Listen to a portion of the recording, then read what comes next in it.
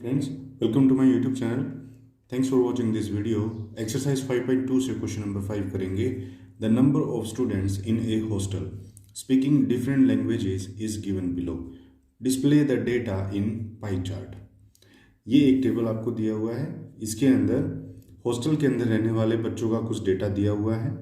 उन्होंने हमें बोला है कि हिंदी, इंग्लिश, मराठी, तमिल, बंगाली ये लैंग्वेजेस बोलने वाले बच्चे हैं. हिंदी के लिए हैं 40 बच्चे, इंग्लिश बोलने वाले 12 हैं, मराठी के लिए 9 हैं, तमिल बोलने वाले 7 हैं और बंगाली बोलने वाले 4 हैं.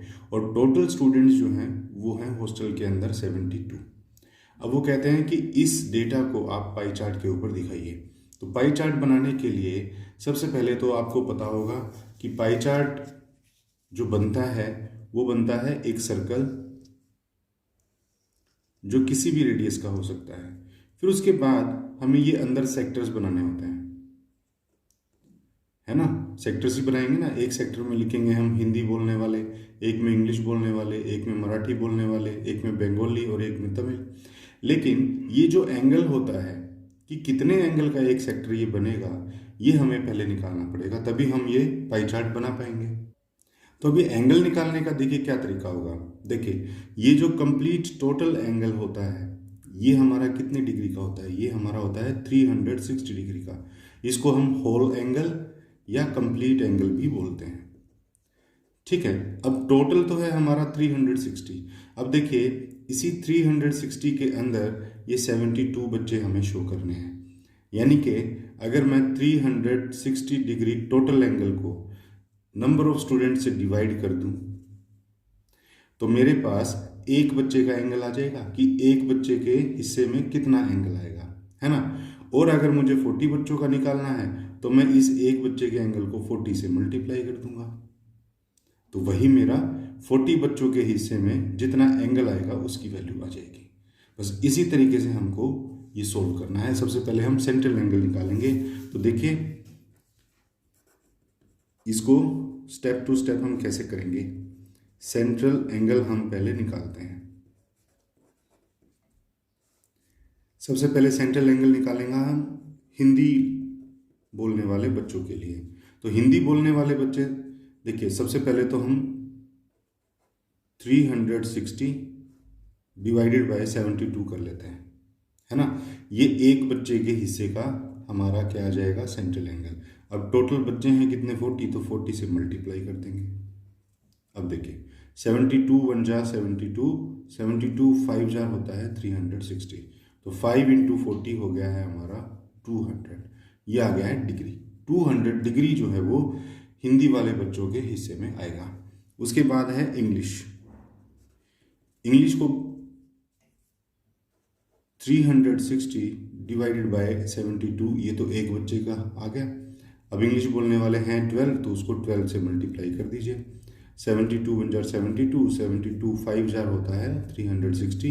तो 5 इंटू 12 हमारा आ गया 60 डिग्रीज. इंग्लिश बोलने वाले बच्चों के हिस्से में आएगा 60 डिग्री. उसके बाद मराठी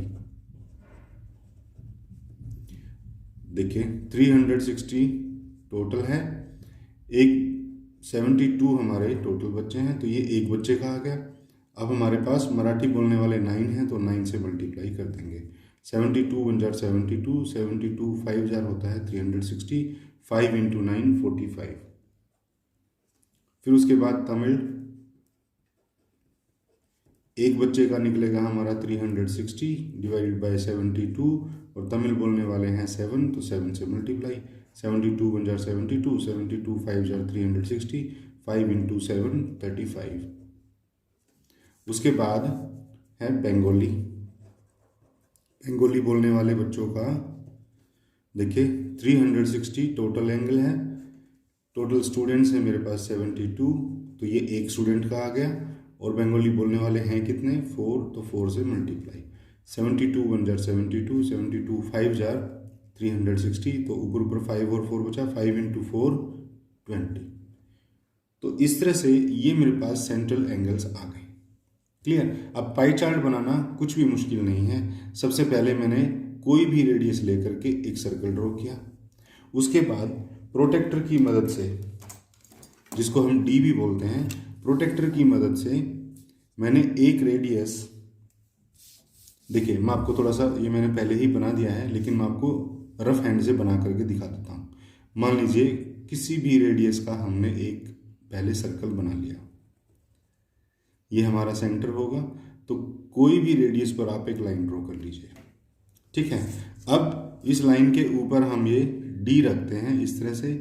ये जो सेंटर पॉइंट है इसको सर्कल के सेंटर से मिलाएंगे और इस लाइन को रेडियस की लाइन से मिलाएंगे, और ये मेरा, इसको हम सीधा करेंगे इस तरह से, इस तरह से। मुझे 200 का बनाना है तो मैं 0 यहाँ से स्टार्ट करूँगा और 200 तक यहाँ तक लेकर के जाऊँगा। तो देखिए 0 से लेकर और यहाँ तक आए, ये तो हुआ 180। पहले तो 180 पे निशान लगा लीजिए, और फिर उसके बाद मैं यहाँ पर एक हल्की सी डॉटेड लाइन लगा लेता हूँ। फिर मैं क्या करूँगा, फिर मैं इस लाइन पर रखूँगा ऐसे, और सिर्फ यहाँ 0 से 20 के एंगल तक आऊँगा, ये पॉइंट। अब देखिए ये जो पॉइंट है ना, ये है आपका 200 का एंगल। तो अब मैं इस पॉइंट से और ये जो सेंटर है सर्कल का, इस तरह से मिलाऊंगा सिर्फ इसकी सरकमफ्रेंस के पॉइंट तक, सिर्फ इसके इस पॉइंट तक। देखिए ये जो सारा पोर्शन है ये हमारा आ गया है हिंदी का पोर्शन। ठीक है, अब मैं इस लाइन के ऊपर रख के फिर मैं बना दूंगा 60 डिग्री का एंगल, वो मेरा बन जाएगा इंग्लिश का। फिर मैं इस लाइन के ऊपर रख के 45 का एंगल बनाऊंगा, वो मेरा बनेगा मराठी का। फिर मैं इस लाइन के ऊपर रख के 35 का बनाऊंगा, वो मेरा बनेगा तमिल का। और ये जो बाकी बच गया ऑटोमेटिकली 20 डिग्री, ये मेरा हो जाएगा बंगाली का। इस तरह से हमारा ये पाई चार्ट बनेगा। तो फ्रेंड ये था हमारा क्वेश्चन नंबर 5। आई होप आपको अच्छे से समझ में आ गया होगा। तो नेक्स्ट क्वेश्चंस के लिए मिलेंगे नेक्स्ट वीडियो में, तब तक के लिए थैंक्स।